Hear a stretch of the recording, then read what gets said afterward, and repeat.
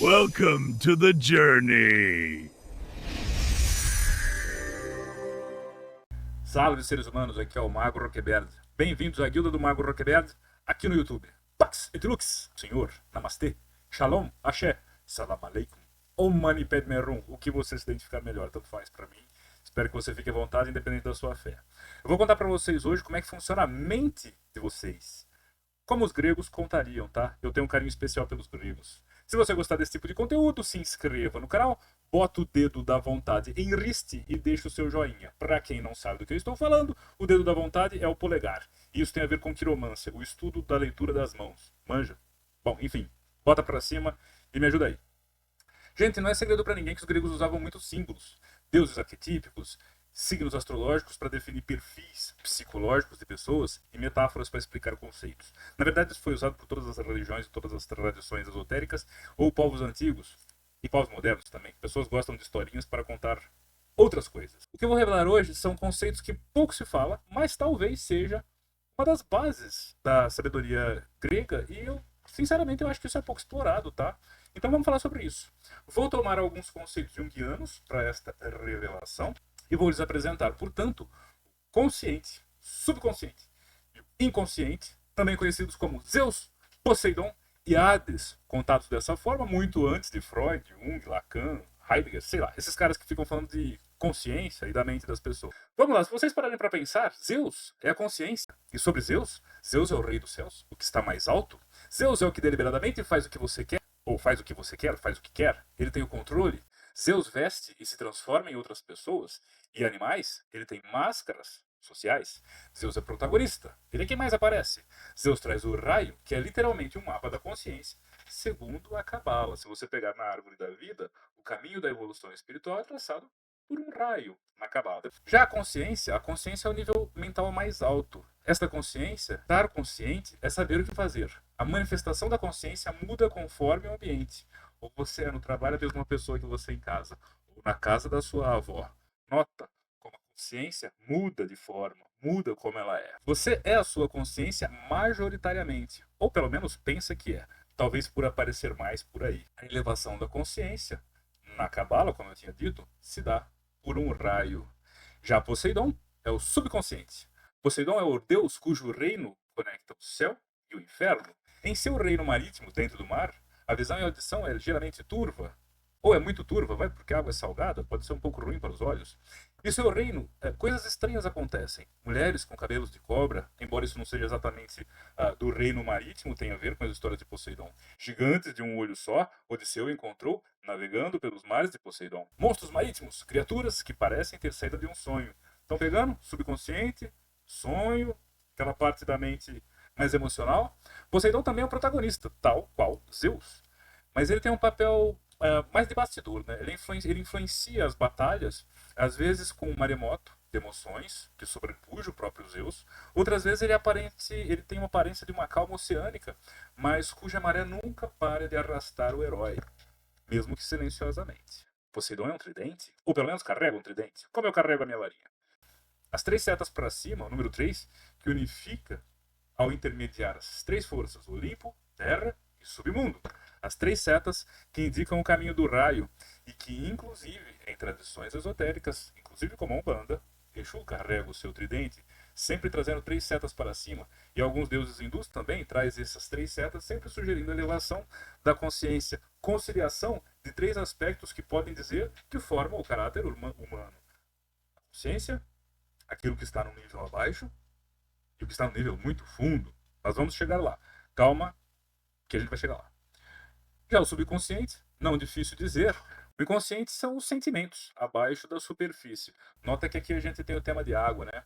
O subconsciente tem camadas mais superficiais, outras um pouco mais profundas, memórias claras, outras ligeiramente distorcidas ou muito distorcidas, pode acontecer, como um reflexo na água. Depende da profundidade que você está. Aqui falando do subconsciente, é claro. Coisas que causam medos reais, mas que às vezes podem ser um pouco distorcidos, especialmente se forem coisas profundas. Às vezes tu tem medo de extraterrestre e pensa que homenzinhos verdes vão invadir o seu quarto e te sequestrar. Calma, não é bem assim. Há que se ter algum medinho de extraterrestre. Mas não vai ser provavelmente desse jeito que você está imaginando.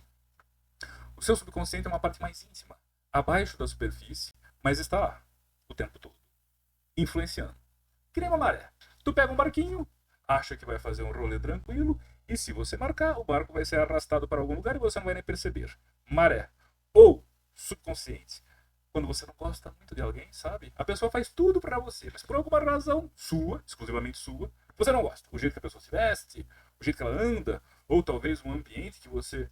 Todo mundo tá curtindo, mas você não gosta. Muita gente, mais escuro, luzes estranhas, promiscuidade. Eu sei lá o que acontece, mas você não gosta. Note que abaixo da sua consciência, você não tem certeza por quê, mas tem uma maré te arrastando. No subconsciente estão os sentimentos que podemos medir, que nos desperta para uma jornada, para o início de um projeto.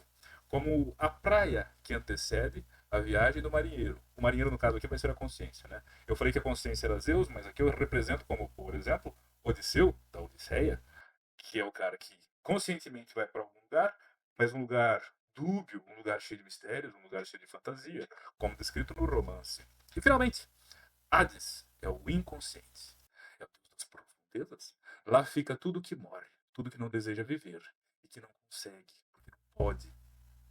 É o dono do reino mais profundo, onde o ambiente é escuro, os sentimentos são intensos, desespero, medo, solidão e, talvez de maneira contraditória, mas não gosto de pensar assim. Aliás, não é. Podemos falar disso em outro vídeo e em outra ocasião. Mas também é no fundo da Terra que estão as joias mais brilhantes, os tesouros mais incríveis.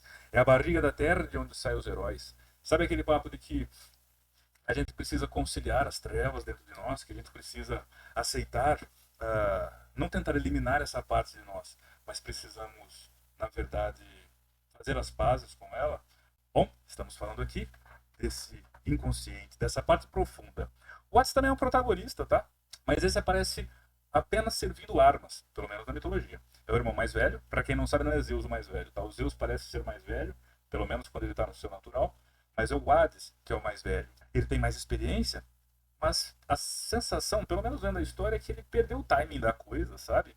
Ele acabou que ele não brilhou, ou sozinho não foi capaz de fazer isso. Até porque seria um pouco bestial toda essa história. Ele é mais amargurado, mas é fundamental nas batalhas gregas, Titanomáquia, Gigantomáquia, enfim. E principalmente na vitória contra Cronos. Já vou falar de Cronos. Hades também tem um Bident, ou Bidente. Essa arma, ela é... Se você pensar no Bidente, enquanto você tem o Bident, ou o Bidente, aliás, enquanto você tem o tridente, que é uma arma de 3 pontas, o bidente significa que ele tem 2 pontas apenas. E se ele for controlado, se for uma coisa que está sob seu controle, ou minimamente, se é seu amigo, se a sombra é sua amiga, ele pode ser uma arma na sua mão. Por outro lado, ele traz essa ideia de número 2, que sugere tese e antítese, uma coisa que contraria, uma força opositora. Então, nota que o símbolo que existe em Hades, como ele é interessante, né? Se por um lado ele é seu parceiro, por outro lado, se não estiver controlado, se não tiver sido feitas as pazes com essa profundeza, ele pode ser um adversário, pode representar uma coisa ruim. E é um Deus, além disso, invisível, pelo seu capacete, tal qual o inconsciente. A gente não sabe o que está lá no inconsciente, mas ele está lá, e é forte, e é muito forte. Já o inconsciente, falando propriamente do aspecto mental, são traumas profundos, emoções reprimidas, memórias distorcidas, instintos. O inconsciente é profundo, inacessível, e a própria consciência, aqui representada por Zeus, nesta analogia, precisa de ajuda para entrar em seu reino, tá? Tanto na mitologia quanto na psicologia. Para o seu conteúdo vir à tona, é preciso de um terremoto. Sabe quando a pessoa, sei lá, se escandaliza com alguma coisa, ou quando sucumbe a uma grande pressão? Posso chamar isso de terremoto. E posso dizer que de lá vem coisas das profundezas da consciência. Se não acontece esse terremoto, posso dizer que o que está no inconsciente é um medo sutil. Existe um medo sutil que permeia a consciência, que forma a consciência. Uma força invisível que, por mais que você esteja disponível e consciente em qualquer ambiente da sua vida, existe um medo, sei lá, de baratas. Eu não sei por que você tem medo de baratas. Eu, particularmente, só tenho nojo. Como eu vou ter medo de uma criatura que nem sequer tem veneno ou morde? Mas, enfim, são desagradáveis. Está no meu inconsciente. Mamãe não gostava muito de ver baratas e eu talvez tenha absorvido aquilo. Sabe como é? Enfim, por sorte, a esposa do Mago Roquebeto consegue fazer isso sem maiores problemas. Eliminar as baratas.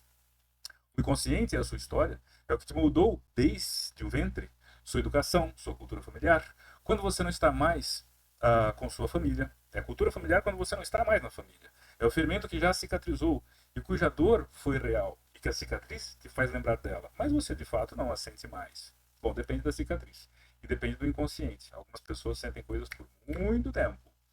E existe o medo do que não existe, mas que dá forma a medos reais. Mas também, neste inconsciente, está registrado coisas como o primeiro beijo, como o primeiro soninho com a mãe, sei lá, o primeiro desenho animado que te impressionou, o primeiro filme, as músicas da sua juventude. Está tudo lá no inconsciente. Nota que lá, no plano de Hades, tem coisas terríveis, mas também tem coisas maravilhosas. É o inferno, mas é um lugar cheio de joias, coisas que, se você souber explorar, você vai conseguir muito potencial.